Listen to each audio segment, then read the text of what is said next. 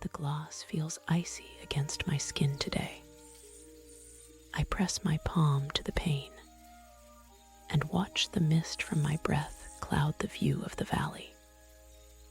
Outside, the gray sky hangs low over the trees, heavy with the promise of more snow or perhaps a cold rain.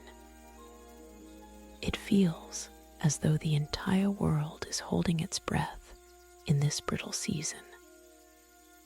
The silence is thick and heavy, wrapping around the cottage like a woolen shawl.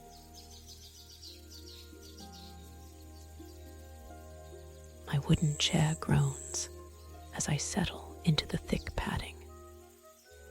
The fabric is worn in places, but remains soft against my skin.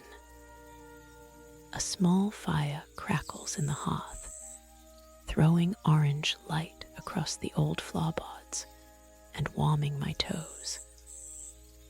It is the only sound in this room.